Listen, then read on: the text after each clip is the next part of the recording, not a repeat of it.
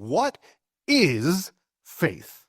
Faith is not an instinct. It's certainly not a feeling. Feelings don't help much when you're in the lion's den or hanging on a wooden cross. Faith is not inferred from the happy way things work. It is an act of will, a choice, based on the unbreakable word of God and in the person of Jesus Christ. Elizabeth Elliot wrote that in one of her works called Secure in the Everlasting Arms.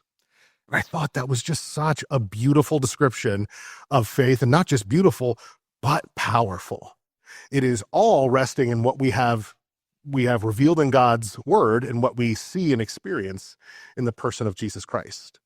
That's where we get our faith. Our faith is not this pie in the sky, wishful thinking, Pollyanna-ish kind of view of the world. That's not what faith is. Faith is trusting, is being loyal as a result of what we do know. And one of our core beliefs at Grace Church is that God's absolutes are what, Grace Church? Wow. Definitely not heresy. There we go. But I appreciate the attempt at humor. There we go. God's absolutes are absolutely good. That means we believe God has revealed truth in his word. And if he says it, we're going to preach it, teach it, do everything we can to live it.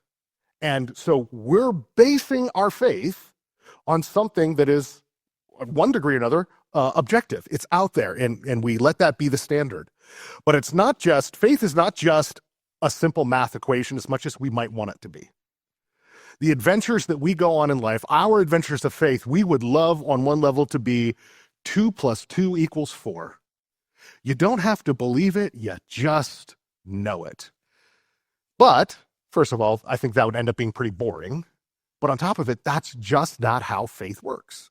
Faith goes beyond simple knowledge. It goes to trusting because of the reality of the knowable facts, the 2 + 2, I can adventure forward. I can act as if that is true in my everyday life.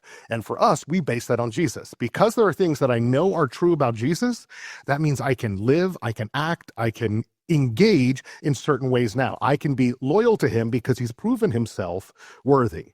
And that's what Elizabeth Elliot was writing. So what we're going to do this morning is we're going to look at a character named Ruth. Okay?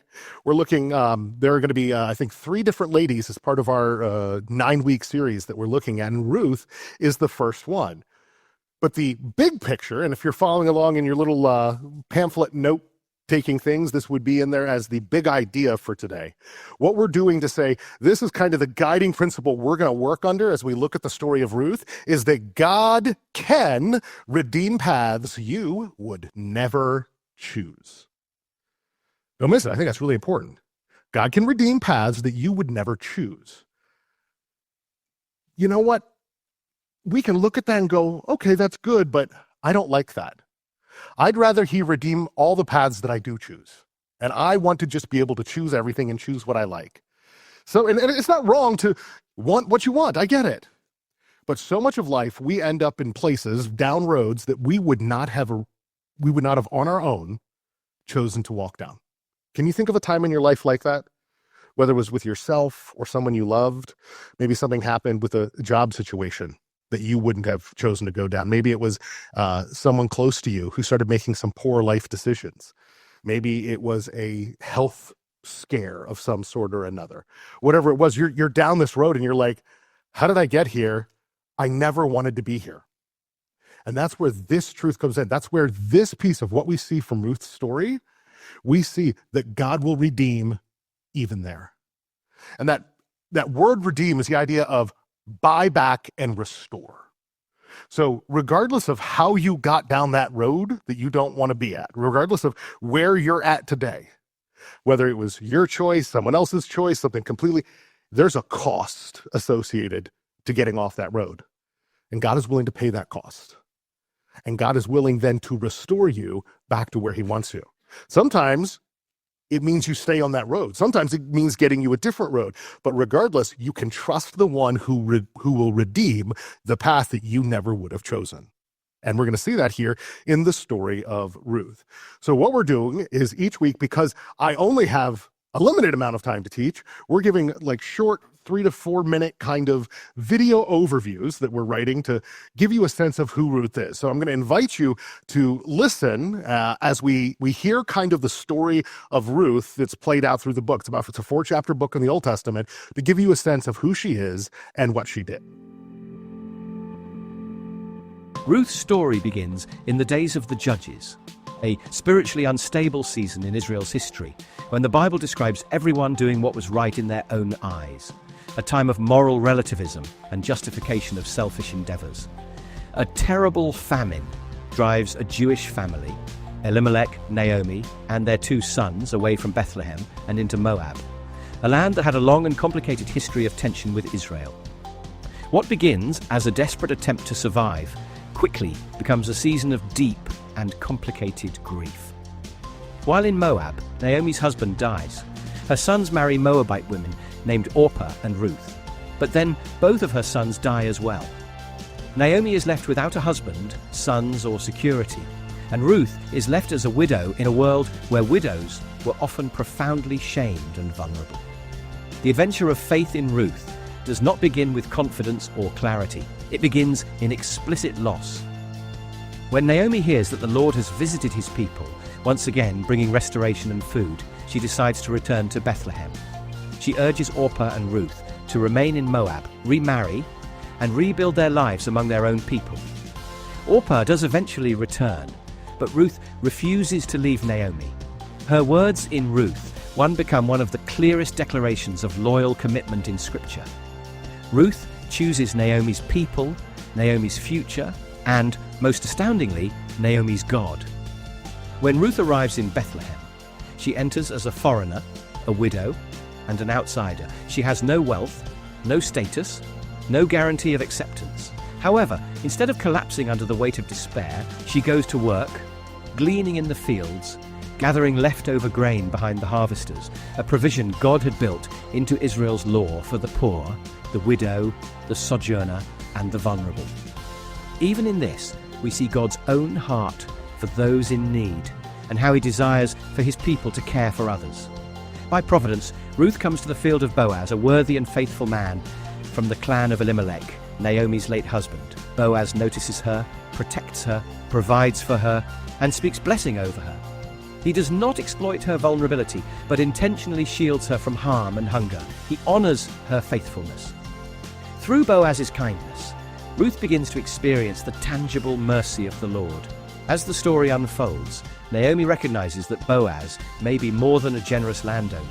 He is a redeemer according to ancient Jewish law. This was a relative who would be able to protect the family line, restore what has been lost, and provide a future. Ruth approaches Boaz with both humility and courage, asking him to spread his wings over her because he is a redeemer. Boaz responds with integrity, but there is another relative with a prior claim. So Boaz goes to the city gate, handles the matter publicly and lawfully, and redeems Ruth. The story ends with marriage, birth, restoration, and joy. Boaz takes Ruth as his wife, and the Lord gives her a son named Obed. Naomi, who returned to Bethlehem bitter and empty, now holds a child in her lap. Ruth, the Moabite widow, who arrived with nothing, becomes part of the covenant people and part of the family line that leads to David. Obed becomes the father of Jesse, and Jesse becomes the father of David. But the story reaches even further. Generations later, through David's line traced back to Ruth, Jesus Christ enters the world as baby in Bethlehem. Ruth's faithfulness becomes part of God's redemptive plan for all nations and all peoples. Ruth teaches us that faith is not always glamorous or exciting. Sometimes faith looks like commitment in grief, humility in need, integrity in uncertainty, and trust when we cannot see the whole story.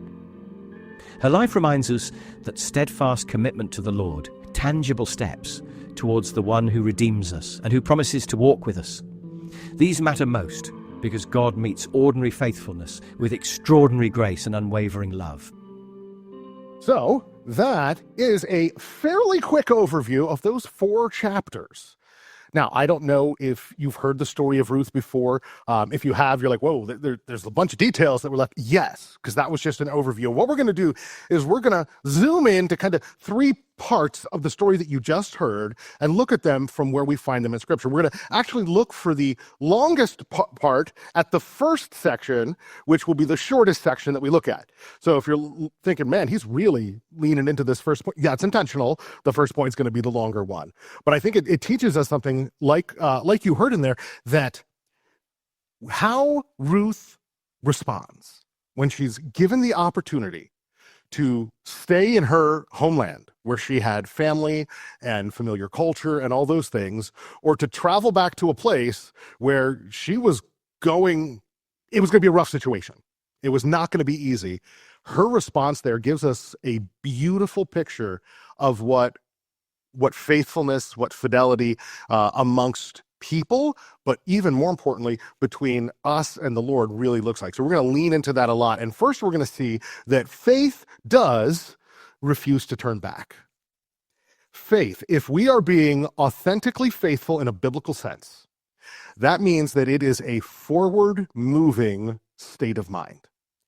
If you are being faithful in relationship to Jesus, that means you are walking toward him, and that you are walking like him in increasing fashion. Faith, now that doesn't mean that you're going to be perfect and that you're never going to take a step back. But authentic faith, when we're doing it the way the Bible describes it, it is always a forward-moving thing. It doesn't turn back to how it used to be. Because what the Bible talks about is that if we have come to know who Jesus is, accept what he's done on our behalf, and chosen to follow him, that we are what, again, the Bible, the pages of Scripture, refer to as new creations or new people. That we have literally been metamorphized from what was to what is in Jesus. That we are new creations. That we don't live in the past, in the sins that we once did, and that we move forward. So faith refuses to turn back. And what we're going to do is look quickly at Ruth 1. So again, there's not a whole lot of chapters, but we're just going to look at verses 16 to 18 to begin with. So first, let's just read a chunk of this. And this is right after Naomi, who is Ruth's mother-in-law. And remember, Naomi, married to Elimelech, they go with their two sons into Moab because there's drought and famine and all that stuff in Israel and Bethlehem. And when they're there, the two sons get married to two Moabite women. And then both sons and Elimelech die. So it's just Naomi and her two daughters-in-law. And then word comes to Naomi and to Ruth and Orpah that, oh, hey, there's food again in Israel. So they decide to trek back. And as they're getting close, Naomi goes, look here. This is your homeland. I have nothing to offer you. I am going to be, in essence, a homeless widow back in Israel, but it's my hometown or my homeland, so I'm going to go back. You should stay here. Orpah goes, sounds good, and stays, but Ruth responds differently. Here's what Ruth says. Do not urge me to leave you or to return from following you. It literally says from being right behind you. It's like a location word. She's like, where you walk, I walk. Where you step, I step. That's what she's saying. Don't urge me to stop. For where you go, I will go. And where you lodge, I will lodge. Your people shall be my people, and your God, my God. Where you die, I will die, and there will I be buried. May the Lord do so to me and more, if anything but death parts me from you. When she's making this declaration, it moves all the way to the point of death and burial. It wasn't even that if you die, I'll stay there until you kick it, and then I'm heading home. She literally says, I'm going to be buried in the same ground that you are. And then she invokes this kind of powerful, almost cursed on herself if she does anything different. May the Lord do so to me and more, also if anything but death parts me from you. This is a definitive, decisive thing that's going on here. And it's long been looked at in Christian and even in Jewish circles, what the components of this all mean. And it teaches us something about faithfulness, about fidelity, both, like I said, with human relationships. But as we're going to see here, I think it also points us to this is what it looks like to follow the Lord, to follow after Jesus. So let's break this down. We're going to look at each of these different components. And the first one is where you go, I will go. And what it's really being said, like on that human level, what she's saying to Naomi is that I'll walk your road. I will literally be around you, presence as you go through this life. It's one of the things we talk about with some of the group things that we do, and it's a little hokey, but doing life together, right? It's not just hearing about one another, or you do your life, I'll do my life. Maybe we'll get together and talk about it a little bit, but we all go our own ways. That we want to be doing life, going through the steps and actions of life together. That's what Ruth is saying to Naomi. But then she also says, I will share your home. I will lodge where you lodge. Now, the first one, that go, is the idea that she's going to be around and do life with Naomi. When it comes to the Lord, it's that we should move toward God and his people. We should do life with God, do life with God's family. Now, this one where she's saying, hey, I'll share your home with you, she's saying that I will trust God with where he plants me. I will let my roots go down where the Lord lets my roots go down. And sometimes that changes. Like our family story. We were 100% convinced that a number of years ago, we were going to live, we were going to have kids, and we were going to retire and eventually die in Richmond, Virginia. We did.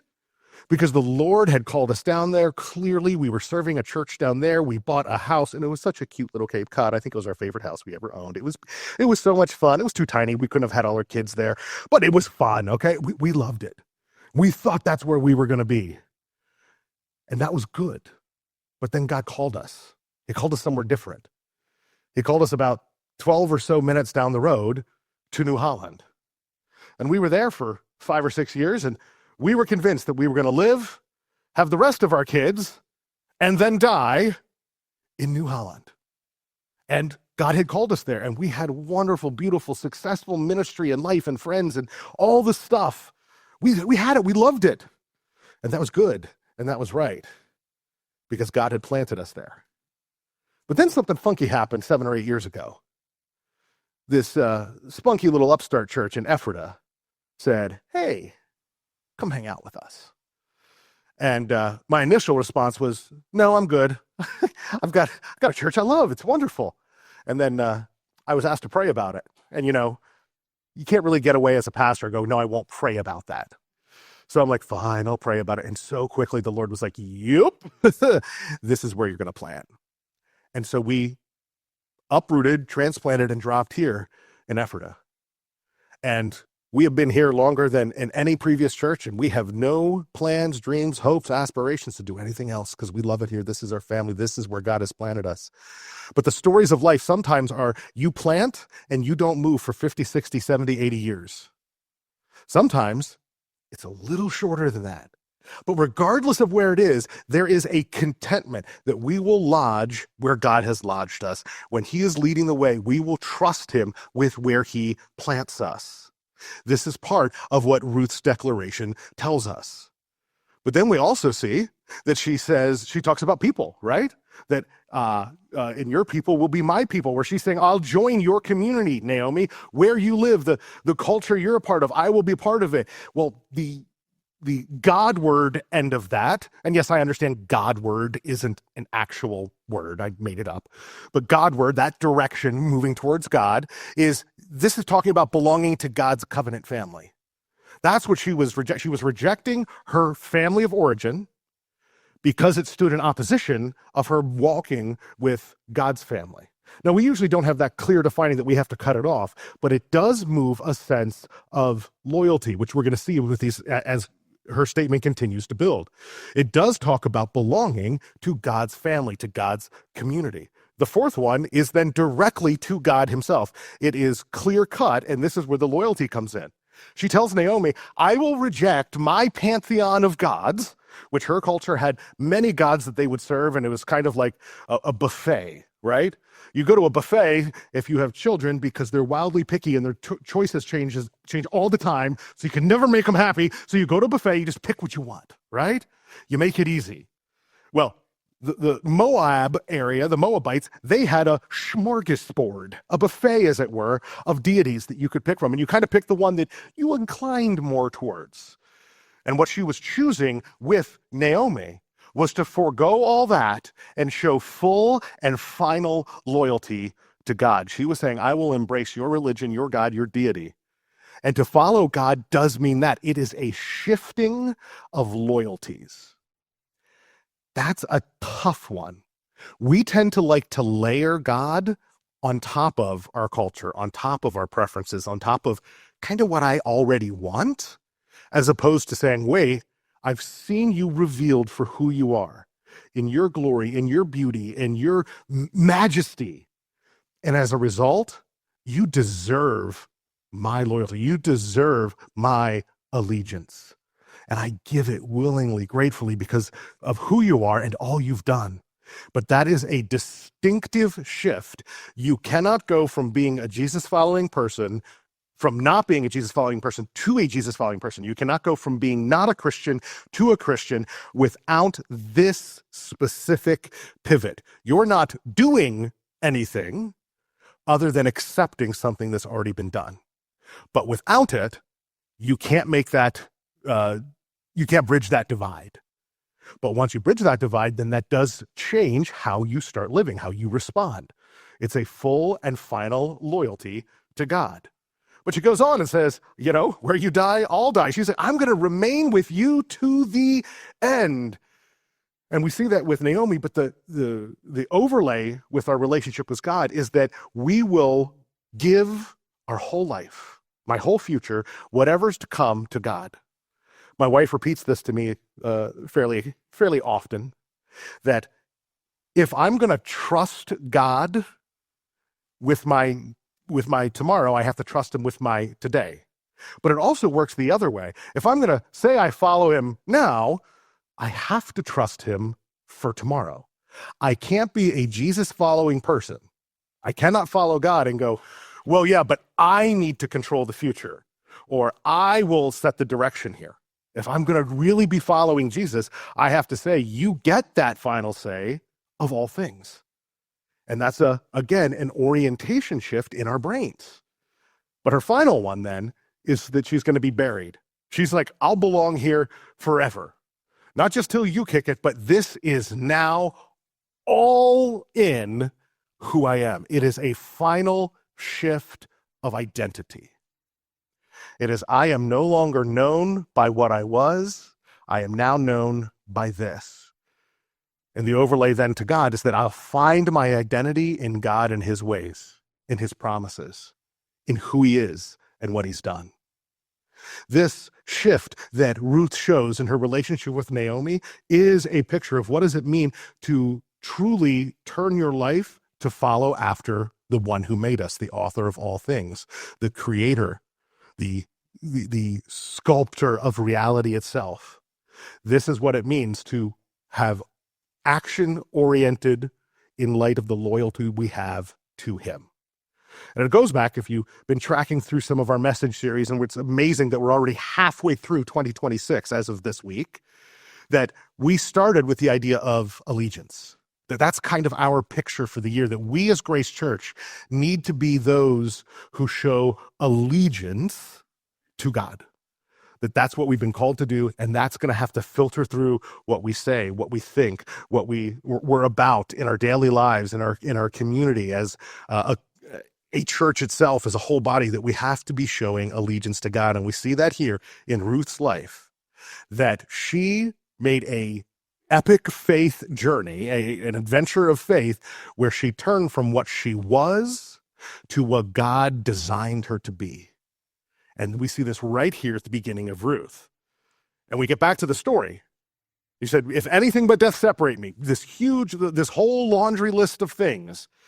And then Naomi discovered something. She said, when Naomi saw that she was determined to go with her, she said, no more.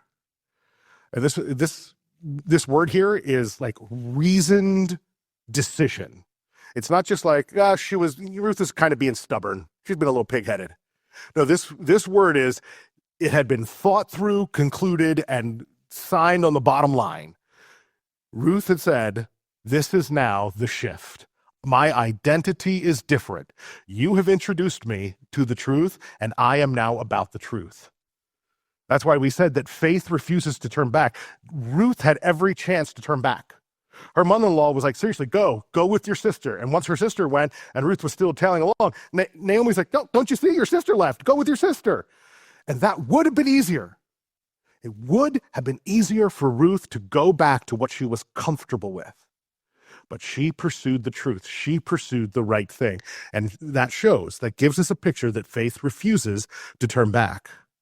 But faith does something else. Faith will find refuge in God. It will find safety in God. And we see this as the story continues through her interaction with Boaz. And again, we kind of went through the narrative story, so I'm not going to summarize all that again. But here, kind of in the middle, we're moving to chapter 2. We see in verses 8 to 12. I know it says Ruth 12. That's weird. There is no 12 chapters in Ruth, so ignore that picture on the screen. It's Ruth 2, starting in verse 8. Boaz said to Ruth, now listen, my daughter. Now, just real quickly, I highlighted that one there. She's not actually his daughter. Okay, this was a way of referring to someone who was younger, but there was some form of familial relationship. So he was both older, and there was some kind of genealogical connection between them. That's what he's saying. She's not actually his daughter the way we have sons and daughters. That's just, it was a different way of addressing. He says to her, do not go to glean. How many of you have gleaned in the last week? Any gleaners in here? Exactly. We don't use that word. So we're like, I'm not going to raise my hand because that might be something weird. Yeah, we don't generally glean. This was a practice, and you actually find it in the Old Testament, before Ruth, where it explains what this is. In Leviticus 19, we read, when you reap the harvest of your land, you shall not reap your field right up to its edge, neither shall you gather the gleanings after your harvest. You shall not strip away your vineyard bare, neither shall you gather the fallen grapes of your vineyard. You shall leave them for the poor and the sojourner. I am the Lord your God. Now, what is gleaning? Well, you can kind of pick it up from context clues, but while farmers, wine dressers, or vine dressers, these different agricultural people were bringing in their harvest, you could try to get as close to the edge and harvest everything as you possibly could. What God was saying was, nope, kind of round those corners off and leave some of it there for people who don't have anything. Oh, and while you're harvesting stuff, some things are going to fall out as you're gathering it up. Don't bother to stoop down and pick it up. Leave those gleanings, those things that have fallen off, for those who don't have enough. When you're gathering your grapes and some of them fall, don't stop and pick them up. Leave them for the people who are less fortunate for whatever reason. And the interesting thing is, the way the Bible describes it, it says, don't do this as long as they didn't bring it on themselves. I mean, if they just had a whole bunch of terrible decisions, well, then that's the bed they made. You better make sure they lay in it. That's not what this says. Now, does the Bible also speak to responsibility and wisdom? Absolutely. But in this big picture, it's if someone is in need, the call on those who would be part of God's family, who would do things the Jesus way, is to make sure there is extra for them. And it comes out of yours. Why would most farmers, whatever agricultural thing you were doing, why would they make sure they went right up to the edge and picked up everything they dropped? Why would they do that? Profit. For they wanted the harvest. That's how they survived. That's how they made money. That's how they moved up in the world or just didn't go hungry themselves. It was smart. It was wise to get all your stuff. And yet God had to interrupt that and say, hold on. For my people, we provide for those who are in need. That is part of being God's family, that we constantly care for others.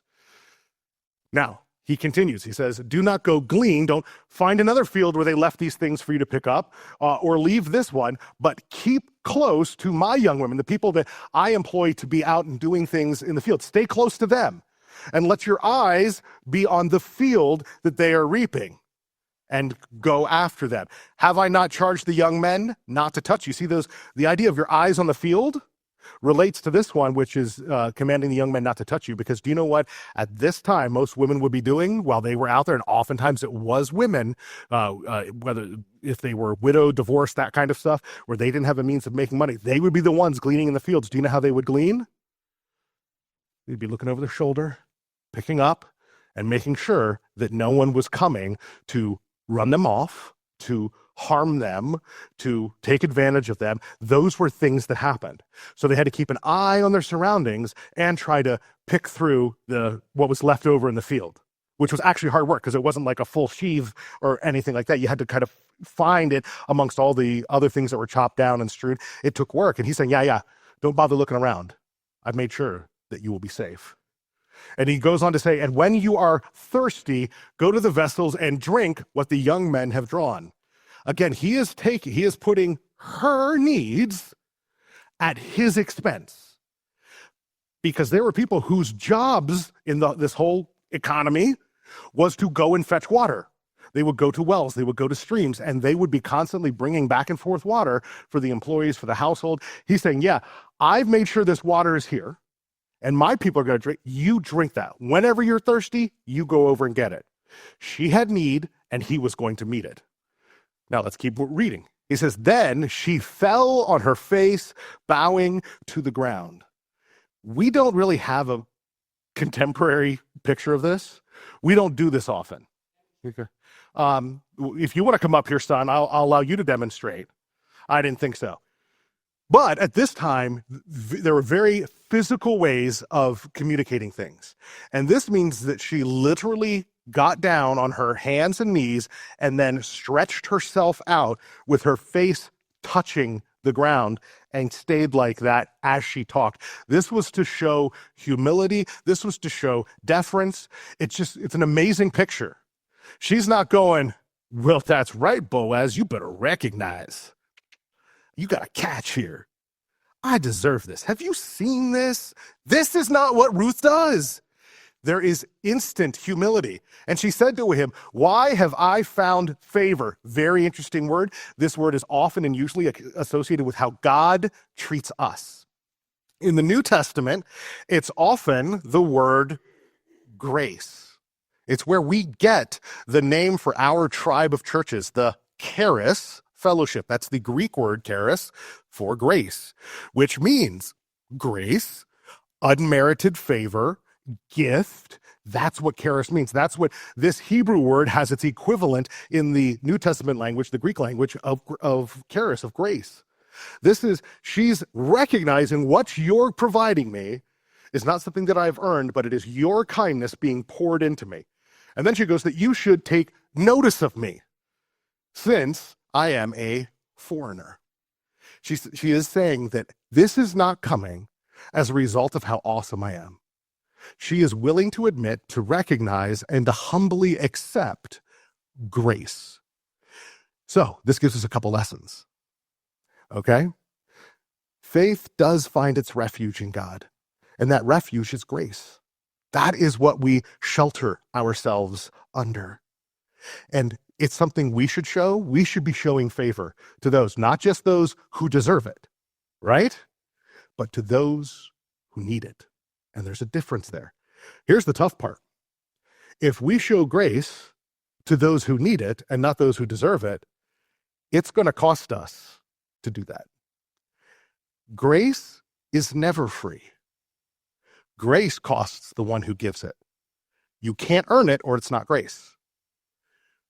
But grace is given. It's given to each and every one of us who accepts what Christ has done for us, who has chosen to follow after Jesus. We get grace, but that grace is not free. It cost Jesus everything.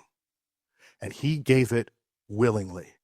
But then Ruth shows us how should we respond when we receive grace. And I believe this works on a human level as well as between us and God. We should respond with humility, not, Yup, that's right. You finally noticed how awesome I am. And although we might not say it that way, I think sometimes we lean into that. We lean into, I'm pretty awesome and I really should get what I want. And there needs to be a bit of humility here. In those times, a foreigner, you didn't really have rights, so to speak.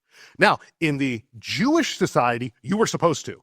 And that was remarkably countercultural to that time period, to that area. The Jewish faith was wildly different in how it was supposed to treat foreigners. But even within Israel, you were then, as long as you maintained as a foreigner, you were a lower rung on the socioeconomic ladder. Boaz didn't owe her anything, and it was interesting. It was kind of like a legal gray area, as we'll see, to be a redeemer. Because she wasn't Jewish, he didn't really have to do it. Now, he could, but he didn't have to. And yet he did. And we'll run into that here in just a little bit. But she recognized, I didn't deserve it. There's nothing that would mandate that I got this kindness, and yet you gave it anyway. But look how Boaz responds. All that you have done for your mother-in-law since the death of your husband has been fully told to me. How you left your father and mother and your native land and came to people that you did not know before. He is recognizing the great difficulty in the amazing choice that Ruth made. He is saying, hey, this kindness, I'm actually responding to the good that you have done. Even though you don't necessarily deserve it, I'm still recognizing it. You see, in our faith journeys, in our faith adventures, there is a correlation between what we do and how that journey goes. We too often want to think, well, it doesn't really matter. We have a whole host of reasons. Well, God's just in control. He'll just do what he's going to do anyway. Doesn't? Nope. What you do matters. Well, I can just do what I want because it's what I want, and I should get to do what I want because it's what I want. If you've ever been around a child, you know that's something that can be repeated frequently, ad nauseum. But those are not good reasons. Okay? What we do matters. We should try to live a faithful, Jesus-centered life if we're going to follow after Jesus. We don't get to say, doesn't really matter. Jesus already paid for it, so I can do what I want. I already took out the eternal fire insurance protection, so I don't have to worry about it anymore. I'm just good. That's not the Jesus-centered life. And Boaz is noticing that. He's saying, you have been walking faithfully. You have been devoted to your mother-in-law. You have done this good and godly thing. And then look how he wraps it up here in verse 12. He said, the Lord repay you. Now, he's just been doing a lot, but who is he saying will repay? The Lord repay you for what you have done. And then he goes on and says, and a full reward. So what he's calling for, he's calling down blessing now. He's saying, the Lord pay you back for what you did, but now he says, and may he go beyond that. The reward would be something beyond what you've earned, something beyond what you've expended. A full reward be given you by the Lord, the God of Israel, under whose wings you have come to take refuge. So, remember how I said in chapter 1, really what we saw with Ruth, although she was following after Naomi, we really see the pivot that she was choosing to follow after the God of the Bible, the God of the Jewish faith, the God of Israel. Here we see it. Boaz recognizes it. And he says that from him, that is where you will find your refuge. And throughout the scriptures, we find pictures of this, but I was reminded of Psalm 36, verse 7, where it says, how precious is your steadfast love, O God. The children of mankind take refuge in the shadow of your wings. The picture of a large bird stretching out, this mother bird, her stretching out her wings to shield her fledglings from the sun, from the weather, from predators. That is what we get to do with the Lord God Almighty. It is an amazing, beautiful picture of what Ruth was doing, but what we learn as we're part of the story together of what we're able to do. So faith does find its refuge in God. That's at the core of it where Ruth found her refuge, but also faith receives final redemption. This is the great hope of the Christian faith, that all that we see and all that is here is not all that will ever be. The God has promised to return and to restore all things, that he is to remake all of heaven and earth to be a new heavens and a new earth where there will be no more weeping, no more death, no more pain, no more crying, no more sorrow, that we are called into it, and that along the way, these adventures of faith, we get to participate as adventurers. Look, if we would hop to chapter 4. In chapter 4, verse 13, we see kind of the culmination after we go through this whole redeeming process where Boaz didn't have to, but he chose to pursue it. But he was so wanting to do it God's way that he said, there's a redeemer who's closer, meaning that there was less down the line, as it were, in the genealogical connection. I have to make sure that he doesn't want to take you as his bride first. And he went and he had that and he settled it. And then he came back, having done all things right. He says, so Boaz took Ruth and she became his wife. Not concubine, not servant, not employee, wife. And it says he went into her and the Lord gave her conception. That God's hand was literally in from the moment they married through this whole process. It was the Lord who brought about the resolution, the redemption of this crazy story. Because remember how it started. In chapter 1, Naomi, Elimelech, their kids, they move to this foreign land. They find these women, the sons get married, and then all the men die. So this young widower who starts in agony, as it were, at the beginning of her story, in distress. And then she moves to a foreign land where she has to beg and plead and try to survive. At the end of it, she is given a son, which in these times, that was one of the greatest honors that you could have, that was bestowed on women. Honor was heaped on you when you brought forth a son. And it says that she bore a son. And then look how the women responded to Naomi, her mother-in-law. And when Naomi came back, she said, don't call me Naomi anymore. Does anybody remember if you've read it? What was her name supposed to be, Pat? I thought you mouthed it. What was it? Mara. Yeah, that one. Mara. Do you remember what Mara means? Bitter. She's like, call me Mara, bitter, because my life is just bitterness now. Okay? It was hard. Now, this woman who said, my life is so terrible, you shouldn't even call me Naomi, just call me bitter. Okay? Has anybody met a Mara in their life? Anybody? Yeah, a few of us. We've met a Mara or two. Okay. The women said to her, blessed be the Lord. This is a way of worshiping God, of saying, God be praised, who has not left you this day without a redeemer, one who buys back, one who sets right what is broken. And may his name be renowned in Israel. The end of the story points us back to the God who provides, the God who buys back, the God who enters into the brokenness and does the work of repair. He shall be to you, the son, for her grandson, he shall be to you a restorer of life and a nourisher of your old age. That the Hebrew word for life there is the word nephesh, which in some translations, it'll be translated like soul, but we don't have a great English word for this Hebrew word nephesh. It doesn't mean just soul. It doesn't mean just life. It doesn't mean body, although it is translated as all of those in different contexts. It is this way of saying the absolute entirety of everything that makes you, you. So the full, unadulterated, unedited, unredacted version of Grant will be restored. That's what this is being said. It's not just part of Grant, not just like this little itty bitty part. All of Grant gets restored this way. And a redeemer of your old age for your daughter-in-law who loves you. Side note, this next phrase, who is more to you than 7 sons. Some people have really critiqued that. Like, how dare you say that one person is worth more than 7? It was just saying, this woman has become so dear and precious to you. That whereas a son is this beautiful thing, she lost 2, and obviously she loved her boys, and that was important. She is so close, it's like 7 sons. It's not trying to diminish that or to be snide or snarky or anything like that. It is simply to say how precious she is to you, has given birth to him. So then Naomi took the child and laid him on her lap and became his nurse. And I think I can say that the biblical model then is when kids have kids, their grandparents are supposed to take care of them, right?